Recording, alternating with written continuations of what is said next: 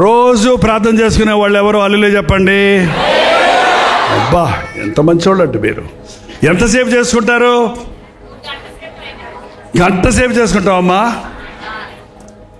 అబ్బా, మేము గంట కాదండి, 1 నిమిషం చేసుకుంటాం అన్నోళ్ళు ఉన్నారా అమ్మా?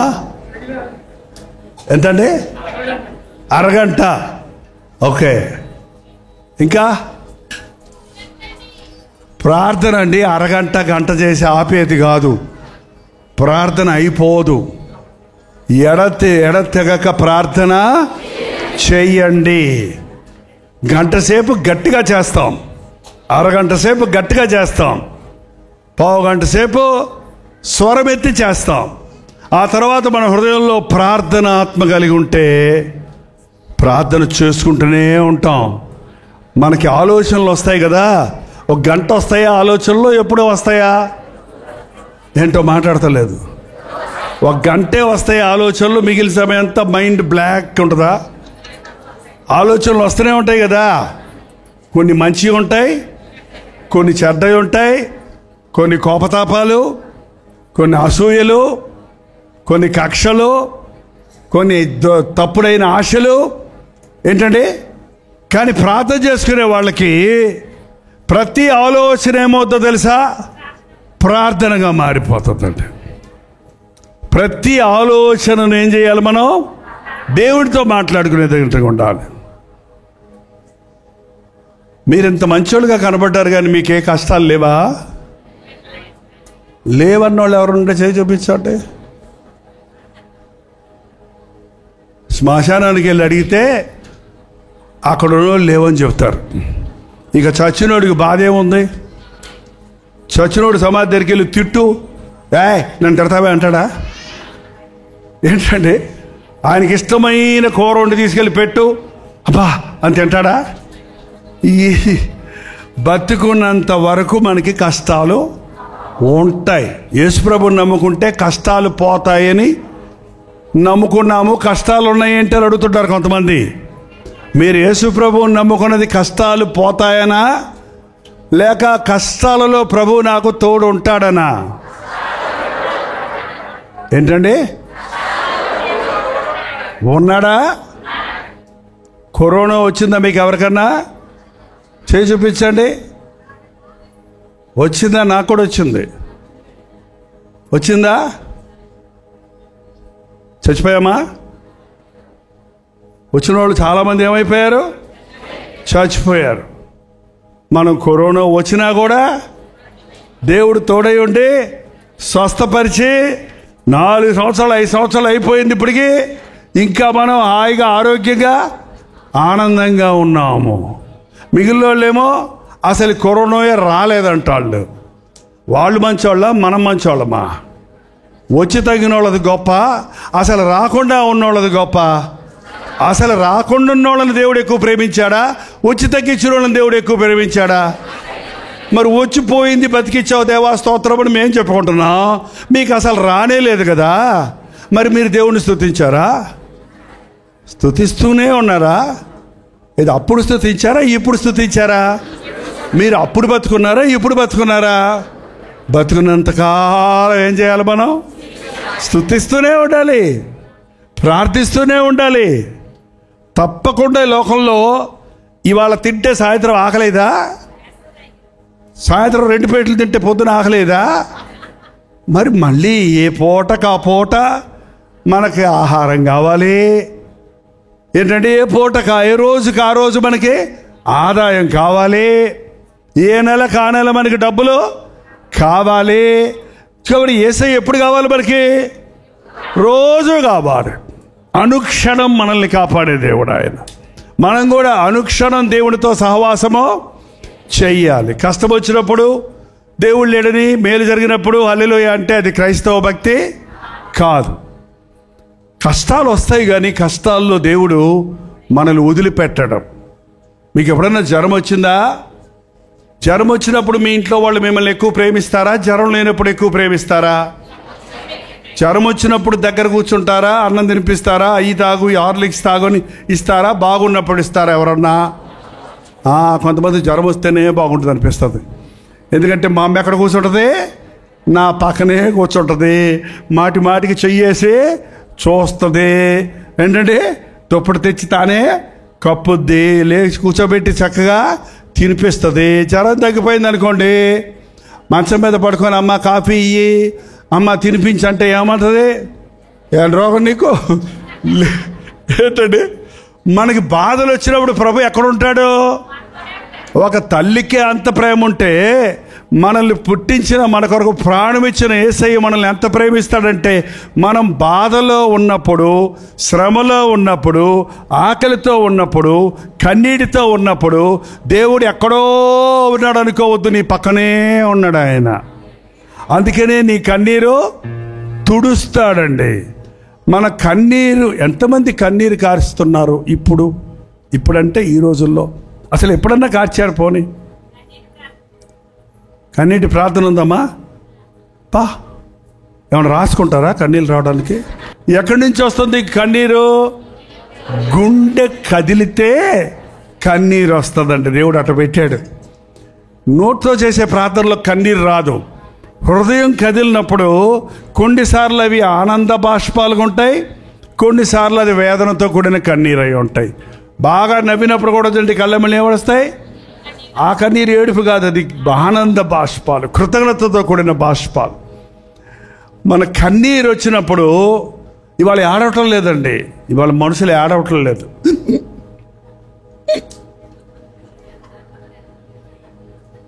అంతే, ఏడుపు అంతా దిగమింగుకుంటున్నారంట. ఏమవుతున్నారు? దిగమింగుకుంటున్నారు. పూర్వకాలం ఏడు చేస్తే వాళ్ళ బాధ తీరిపోయేది. ఇప్పుడు ఏడవల మూలాన హృదయంలోకి వెళ్ళిపోయి గూడు కట్టుకుపోతుంది బాధ ఎక్కడుంది? గుండెల్లో పెట్టుకొని కుమిలిపోతూ ఉంటారు. ఎవరికీ తెలియకుండా దావీదు అన్నాడు, నా దిండు నా కన్నీటితో తడిచిపోయింది. దిండంటే రాత్రి పడుకునేటప్పుడు తలగడలో తలకాయ పెట్టి బాధ అంతా తలగడగా చెప్పుకుంటాడంట. ఎవరు చెప్పుకుంటాడు? అది తీరుస్తుందా? అది ఆ కన్నీళ్ళు పీల్చుకుంటుంది కానీ తీర్చదు. కానీ మనం దేవునితో చెబితే మన కన్నీటిని ఆయన తుడిచేవాడంట. చూడండి, మనకి ఇష్టమైన వాళ్ళు ఏడుస్తుంటే ఏడవకు అని తుడుస్తావు లేదండి? ఎవరన్నా ఒకళ్ళు బాగా కుంగిపోయి వేదనతో శ్రమలో, ఎవరు నిన్ను అర్థం చేసుకోక, లేక ఏదో నిందలేసి, లేక తరించుకొని కష్టాలు వచ్చినప్పుడు నువ్వు ఏడుస్తూ ఉంటే ఎవరైనా నీ దగ్గరకు వచ్చి ఆడోకమ్మా అని నీ భుజం మీద చెయ్యేసి కన్నీళ్ళు తుడిస్తే నీళ్లు ఆగుతాయా, ఎక్కువ వస్తాయా? ఆగుతాయా, ఎక్కువ వస్తాయా? లోపట ఉన్న బాధ అంతా కూడా ఏమైపోద్ది? అవును అవును అని అన్నీ చెప్పేసుకుంటావు. చూడు, అన్నీ చెప్పేసుకుంటూ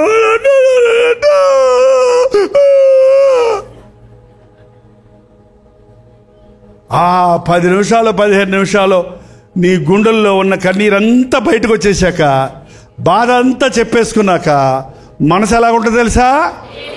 బాగా వర్షం వచ్చి ఆగిన తర్వాత చూడండి ఎట్లా ఉంటుందో. కూల్గా ఉంటాయి, చెట్లన్నీ వాష్ చేసేస్తారు, పచ్చగా ఉంటాయి. అట్లాగా మనకి సేద తీర్చబడుతుంది.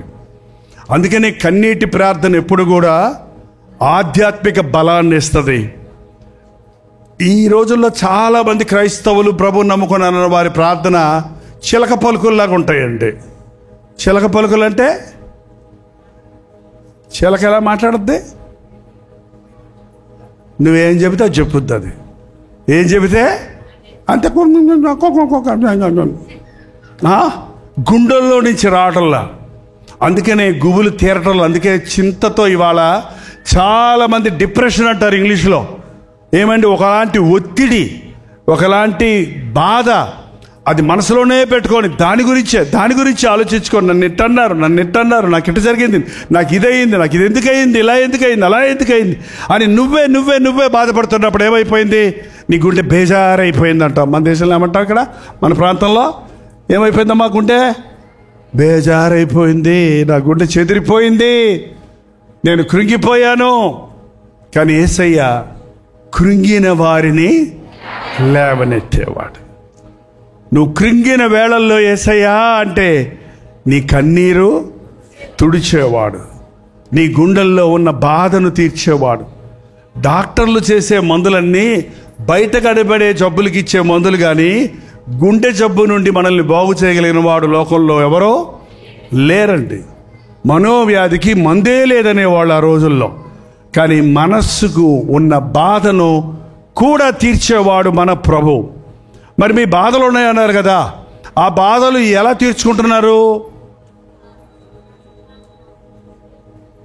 ఒక 5గురు ప్రార్థన అంట. మిగిలిన వాళ్ళు ఎలా తీర్చుకుంటున్నారు? పాస్టర్ గారు ఇచ్చిన కొబ్బరి నూనె ఏంటో, పాస్టర్ గారు అమ్మే కొబ్బరి నూనె, పాస్టర్ గారు ఇచ్చిన కొబ్బరి నూనె మంత్రం ఏం కాదు అది. మీ ఇంట్లో కొబ్బరి నూనె ఉందా? మీకు విశ్వాసం ఉందా? మీకు యేసయ్య గొప్పతనం తెలుసా? నువ్వు నీ ఇంట్లో ఉన్న కొబ్బరి నూనె తీసుకొని విశ్వాసంతో యేసు ప్రభు నామంలో నీ బిడ్డకు రాసి ప్రార్థన చేస్తే దేవుడు నీ బిడ్డను స్వస్థపరుస్తాడు. నువ్వు ప్రార్థన చేసుకుంటే నీకు కావలసిన స్వస్థతను ఆయన ఇస్తాడు. ఎందుకంటే యేసయ్య నామములో మనకు స్వస్థత ఉంది, యేసుక్రీస్తు రక్తములో మనకు స్వస్థత ఉంది. ఆయన పొందిన దెబ్బల వలన మనకు స్వస్థత కలుగుతుంది. రోజు పాస్టర్ గారు పక్క నుండి మీకోసం ప్రార్థన చేయలేరు, కానీ రోజు నీతోనే ఉన్న ప్రభు నిన్ను ఎప్పటికప్పుడు బాగు చేస్తాడు. ఒక్కటి నేర్చుకోండి, మనుషులు నమ్ముకునే కంటే యెహోవాను ఆశ్రయించడం మేలు. మనుషులకు చెప్పుకోవటం కంటే నీ ప్రభువుకు చెప్పుకోవటం ఎంతో ఉత్తమమైందండి. మనుషులు వాయిదాలు వేస్తారేమో కానీ దేవుడు మనకు వెంటనే జవాబిస్తాడు. కొన్నిసార్లు ఆయన ఎస్ అంటాడు, కొన్నిసార్లు ఆయన నో అంటాడు, కొన్నిసార్లు వెయిట్ అంటాడు. మీ ప్రార్థనలు అన్నిటికీ జవాబులు వస్తాయా? చెప్పేయండి, పర్వాలేదు. మీరు సమాధానం చెప్పకపోతే దగ్గరకు వస్తాను. అన్నిటికీ జవాబులు వస్తాయా? ఎందుకు వినడు కొన్ని దేవుడు? చెప్పండి. మీ ప్రార్థనలు అన్నిటికీ జవాబులు వస్తాయా? ఎందుకని రావు? దేవుడి దగ్గర అయిపోయినాయి ఆ డబ్బులు. ఇప్పుడు చాలామందికి ఇచ్చేసాను స్వస్థత, నేను ఓపిక లేదు. పాస్టర్ గారు కొంతమంది ప్రార్థన చేయమంటే 10 మంది చేసి ఇంక నాకు ఓపిక లేదు, నేను పోతున్నా, ఆనందం లేదని వెళ్ళిపోయినట్టు యేసుప్రభు ఏమైనా ఆకలిస్తుందా? యేసుప్రభు గారు నిద్ర వచ్చిందా? యేసుప్రభుకి ఏమైనా అలసిపోయాడా? మరి ఎందుకు జవాబు ఇవ్వడం? నువ్వంటే ఇష్టం లేదా? వాళ్ళంటే ఇష్టం, నువ్వంటే ఇష్టం లేదా? ఏంటో. ఎప్పుడు యేసయ్య మిమ్మల్ని ప్రేమిస్తున్నాడు అన్నది గుర్తుపెట్టుకోండి. ఎప్పుడు యేసు నామంలో ప్రార్థించండి. పక్క వాళ్ళను చూసి పోల్చుకొని ఎప్పుడు కృంగిపోవద్దు. వాళ్ళు నీకంటే బాగుంటే ఆనందించు, వాళ్ళు నీకంటే పరితాపమైన పరిస్థితుల్లో ఉంటే వాళ్ళ కొరకు నువ్వు ప్రార్థించు. హల్లెలూయా. యేసయ్య బిడ్డలు లోకములో ఉన్న వారి కంటే వ్యత్యాసంగా ఉంటారు. మన యేసు ప్రభువుని లోకం గుర్తించాలంటే మన ద్వారా మాత్రమే అది జరుగుతుంది. కనుక యేసు ప్రభువును నమ్ముకున్నామన్న వాళ్ళందరూ ఎవరిలాగా బ్రతకాలి? యేసు ప్రభువులాగా బ్రతికి గడ్డ పెంచుకొని అంగీ వేసుకోమని కాదు. ఆయనలో ఉన్న ప్రేమ, కనికరం, దయ, జాలి, క్షమాపణ, సహనం, ఓర్పు ఇవన్నీ మానవుడికి సహజంగా లేవు, కానీ ప్రభు రక్తంలో కడగబడినప్పుడు వాటిని మనం పొందుకుంటాం. ఇలా మీటింగ్కి వచ్చినప్పుడు దేవుడు స్పష్టంగా మరింత ప్రత్యేకంగా మిమ్మల్ని దర్శిస్తాడు, దీవిస్తాడు, నేర్పిస్తాడు, బలపరుస్తాడు. కాబట్టి ఆదివారం ఆలయాలకు వెళ్తున్నారా? ఆదివారం మందిరాలకు వెళ్ళే వాళ్ళు చేయి చూపించండి. హల్లెలూయా. లైవ్ చూడొచ్చు, కానీ ఇంట్లోనే కూర్చోవడం కాదు, మందిరంలోనికి వెళ్ళి విశ్వాసులతో కలిసి ప్రార్థించాలి, పాటలు పాడాలి, దేవుని సన్నిధిలో ఆయన వాక్యాన్ని ధ్యానించాలి. అప్పుడే మనం ఆధ్యాత్మికంగా బలం పుంజుకుంటాం. ఆదివారం వెళ్తే చాలా, ఆదివారం మందిరానికి వెళ్ళే క్రైస్తవులు చాలామంది ఉన్నారు. అనుదినము దేవునితో సహవాసం చేయాలి. అందుకని అనుదిన ధ్యానం. రోజు టిఫిన్ తింటారా? నాస్తా తింటారా? మళ్ళీ మధ్యాహ్నం తింటారా? మళ్ళీ రాత్రి తింటారా? ఎందుకు? బతకడానికి. మనం భక్తిలో బతకాలంటే, విశ్వాసాన్ని కాపాడుకోవాలంటే, లోక భయాలను ఎదిరించాలంటే, రోగ శ్రమలను ఎదిరించాలంటే ఏం చేయాలి? మనం 3 సార్లు రోజుకు ముమ్మారు మోకాళ్ళను ప్రార్థించాలి. రోజు దేవుని వాక్యం అనే వాక్యము జీవాహారాన్ని వినాలి. దినమంతా వాక్యాన్ని ధ్యానించాలి. అప్పుడు మీ జోలికి అపవాది రాలేడు. మీరు అన్ని విషయాల్లో వర్ధిల్లుతారు. దేవుని యందు విశ్వాసం ఉంచిన వారిని తలగా ఉంచుతాను కానీ తోగ్గా ఉంచనున్నారు. మొదటి వారిగా ఉంటారు కానీ కడపటి వారిగా ఉంటారు. మీరు చేయు పనులన్నిటిలో విఫలతలు ఉండవు, సఫలతలు ఉంటాయి. ఇస్సాకు పంట వేసినప్పుడు 100 అంతలు ఫలం పొందాడు. మీ పంట చేతికి వస్తుంది, మీ కష్టార్జితం మిగులుతుంది, మీరు చేసే ప్రతి పనిలో సఫలత ఉంటుంది. అప్పుడు ఆటోమేటిక్గా మన జీవితంలో, మన కుటుంబంలో దీవెన ఉంటుంది. మన దీవెనను ఇతరులు చూచినప్పుడు నీ దేవుడు గొప్పవాడు, నీ దేవుడు నాకు కూడా కావాలని మన దగ్గరకు మన నోటితో చెప్తే వెంటనేమో కానీ నువ్వు ఆశీర్వదించబడుతున్నప్పుడు, నువ్వు విడిపించబడుతున్నప్పుడు నీ చుట్టూ వచ్చి నీ దేవుడు నాకు కావాలని అడుగుతారు. అటువంటి సాక్ష్యమును మనందరము కలిగి ఉందుము గాక. అందరూ లేచి నిలబడితే ఆశీర్వాద ప్రార్థనతో దయచేసి ప్రతి ఒక్కరూ లేచి నిలబడండి. కింద హాల్లో ఉన్న వాళ్ళు కూడా లేచి నిలబడండి. మాట్లాడుకోవడానికి కాదు, మళ్ళీ చేపల మార్కెట్ పెట్టొద్దు. వెంటనే చేతులు 2 పైకి ఎత్తండి. మాటలు రావు, ప్రార్థన వస్తుంది. నోరు తెరిచి యేసయ్యా నీ గుప్పిలి విప్పయ్యా, నా గుండెను నింపయ్యా, నీ చేతిని చాచయ్యా, నన్ను అభిషేకించయ్యా, నా శరీర బాధలన్నిటి నుంచి నన్ను స్వస్థపరచు. మీ శరీరంలో ఏదైనా బలహీనత ఉంటే ఇప్పుడే అడగండి, ప్రభు స్వస్థపరుస్తాడు. బీపీ, షుగర్లా, థైరాయిడా, ఫైబ్రాయిడ్సా, kidney problem, liver problem, lung problem అని ఎన్ని రకాల రోగాలు ఈ రోజున, జ్వరాలతో, కడుపు నొప్పులతో, తలనొప్పులతో ఎంతోమంది ఈ రోజున బాధపడుతున్నారు. ఎముకల నొప్పులు, మోకాళ్ళ నొప్పులు. యేసు ప్రభు నిన్ను సృష్టించిన సృష్టికర్త నీ శరీరంలోని ప్రతి అవయవాన్ని స్వస్థపరుస్తున్నాడు. ఇప్పుడు ఇక్కడ మీరు నిలిచుండగానే ఆయన స్వస్థపరచు హస్తము మిమ్మల్ని దర్శిస్తుంది. విశ్వసించండి. నన్ను ముట్టేసయ్యా, నా అనారోగ్యం నుంచి నన్ను విడిపించయ్యా, నన్ను ముట్టేసయ్యా, నా కష్టాలు కడతీర్చిన ఆయన, నన్ను ముట్టేసయ్యా, నా కన్నీరు తుడువయ్యా, నీ కౌగిల్లో నన్ను ధైర్యపరిచయ్యా.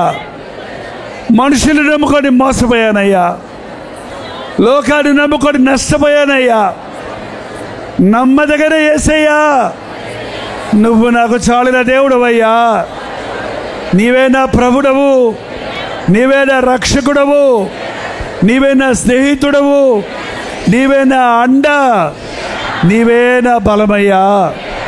నీవుంటే నాకు చాలేసయ్యా. నీవుంటే ఇహమందు కూడా నేను నీ సుఖముగా ఉంటానయ్యా. నీవుంటే ఇహమందు పరమందు కూడా నీతో ఉంటానయ్యా. నా హృదయంలో ఉండేసయ్యా. నిన్ను దుఃఖపరిచే పనులు చేయకుండా, అసూయకు, ద్వేషానికి, అనవసరమైన కోపానికి, పాపానికి చోటు ఇవ్వకుండా నన్ను రక్తమిచ్చి కొన్నావు కనుక నీ సాక్షిగా బ్రతకడానికి సహాయం చేయ్యా. నోరు తెరిచి మీరే మాట్లాడండి. మీ కష్టం ఏదో చెప్పండి. ఇప్పుడే ఒక అద్భుతం జరుగుతుంది. ఇక్కడ పరిశుద్ధాత్ముడు మన మధ్య సంచరిస్తున్నాడు. ఒక కొరత వచ్చావు, ఒక ఆశతో వచ్చావు, ఒక విన్నపంతో వచ్చావు. ప్రభువు విడిపించి పంపించడానికి సిద్ధంగా ఉన్నాడు. ప్రభువు నిన్ను స్వస్థపరచడానికి సిద్ధంగా ఉన్నాడు. నన్ను ముట్టేసయ్యా, నన్ను స్వస్థపరిచేసయ్యా. మళ్ళీ మళ్ళీ పడిపోతున్నానయ్యా, మళ్ళీ మళ్ళీ రోగాల పాలవుతున్నానయ్యా, మళ్ళీ మళ్ళీ సాతాను నన్ను శోధిస్తున్నాడయ్యా. ఈరోజు నాకు విడుదల కావాలేసయ్యా. నన్ను అభిషేకించిన ఆయన. నోరు తెరవండి, ప్రార్థన చేయండి. కొన్ని క్షణాల్లో ఈ సెషన్ అయిపోతుంది. నీవు ముట్టబడాలి, దర్శించబడాలి, దీవించబడాలి. నీవు ఇంటికి తిరిగి వెళ్ళినప్పుడు నీ జీవితంలో దీవెన, నీ శరీరంలో ఆరోగ్యం, నీ కుటుంబంలో సమాధానం ఇవ్వాలని దేవుడు ఆశిస్తున్నాడు.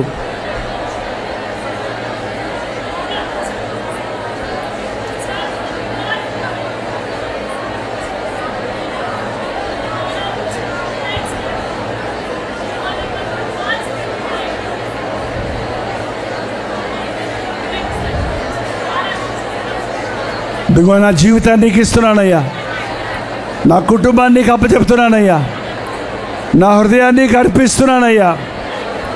నా ఇంటిలోకి రా నాయన, నా గుండెల్లోనే ఉండయ్యా, నా బ్రతుకులో నీతో నడిచే భాగ్యం దయచేయ్యా. నువ్వు ఉంటే చాలేసయ్యా. నా కన్నీరు తుడిచేవాడివి, నా కష్టాలు తీర్చేవాడివి, నా కుటుంబాన్ని కట్టేవాడివి. నా బిడ్డలకు రక్షణ దయచేయ్యా, నా ఇంటి యజమానికి రక్షణ దయచేయ్యా. నా తల్లిదండ్రులు అత్తమామలను దర్శించు నాయన. నా రక్త సంబంధాలు యేసే రక్షకుడని ఎరుగునట్లుగా నా భక్తిలో యేసయ్యను చూపించడానికి నాకు సహాయం చేయ్యా. యవనస్తులారా ప్రార్థించండి. సినిమాలని సోషల్ మీడియాలు పెట్టుకొని యూట్యూబ్లో పనికి మాలిన వాటిని చూస్తూ మనసు పాడు చేసుకుంటున్నావు, జీవితాన్ని పాడు చేసుకుంటున్నావు, అల్పకాల పాప భోగానికి బానిసమవుతున్నావు. యవనుడా యేసయ్యను వెతుకు, యవనుడా నీ జీవితాన్ని ప్రభువుకి ఇవ్వు, నీవు దీవించబడతావు.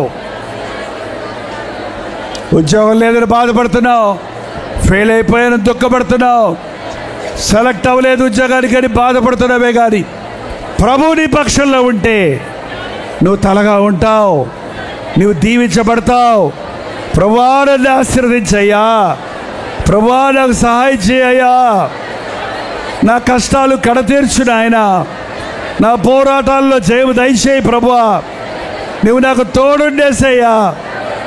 నువ్వే నా దేవుడవయ్యా, నువ్వే నా ప్రభువయ్యా, నువ్వుంటే నాకు చాలు యేసయ్యా. మనస్ఫూర్తిగా చెప్పండి ఆ మాట యేసయ్యకి.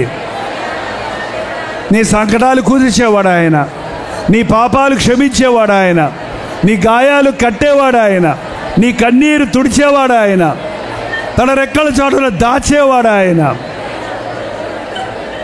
నువ్వు ఉంటే చాలయ్యా. ఏ మనుషుడు నా కష్టం తీర్చలేడయ్యా, ఏ వైద్యుడు నన్ను స్వస్థపరచలేడయ్యా. నువ్వు చాలిన దేవుడు అయ్యా, చాలు యేసయ్యా. నాతో ఉండయ్యా, నాలో ఉండయ్యా. నేను నిన్ను విడిచిపెట్టను యేసయ్యా, నువ్వు నేను విడిచిపెట్టద్దు యేసయ్యా. కింద హాల్లో ఉన్న వాళ్ళు కూడా ప్రార్థన చేయండి. ప్రార్థన రావటం లేదు కొంతమందికి, నోరు తెరిస్తే నింపుతాడన్నాడు. ప్రభువా అనండి. నోరు తెరిస్తే పురుషులు కూడా ప్రార్థించాలి. పురుషుడు పవిత్రమైన చేతులెత్తి ప్రార్థించాలి. అడగండి, అమ్మతో చెప్పుకున్నట్టు దేవుడితో చెప్పుకోండి. అమ్మ, నా ఆకలిది, నా బాధ ఇది, నా అవసరం ఇది, యేసయ్యా నా స్థితి చూడయ్యా, నమ్ముచున్నానయ్యా, నేను నువ్వు నాకు చేయగలవని నమ్ముతున్నానయ్యా.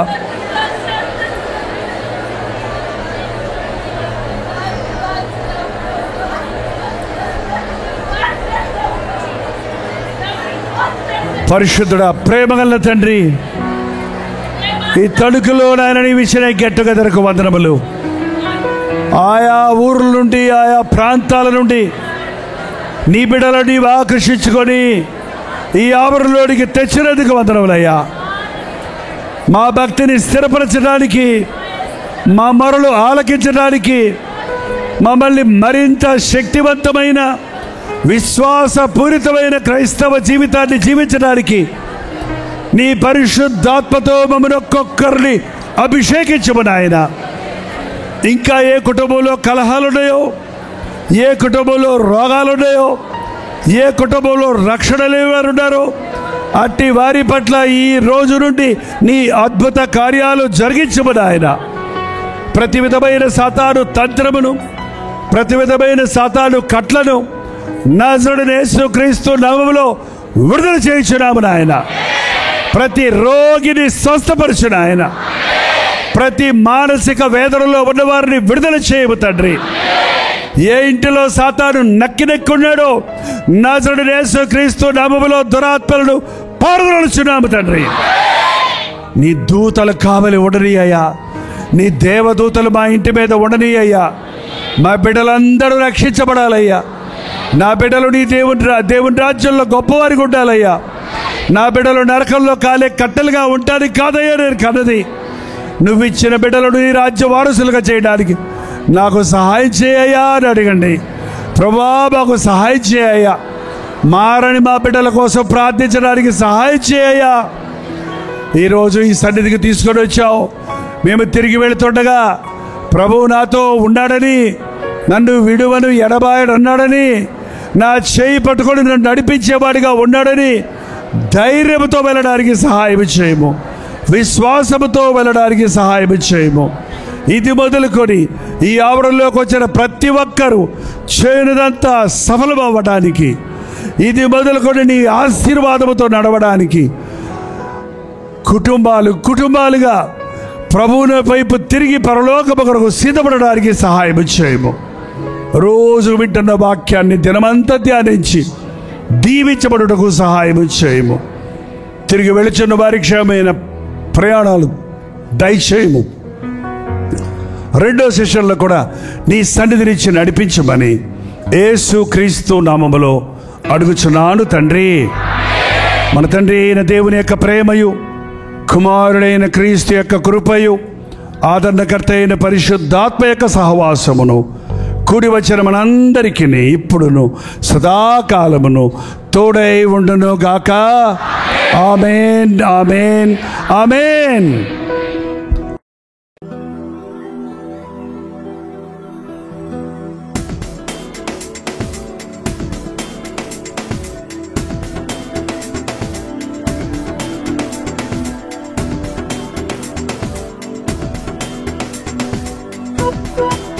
Thank you.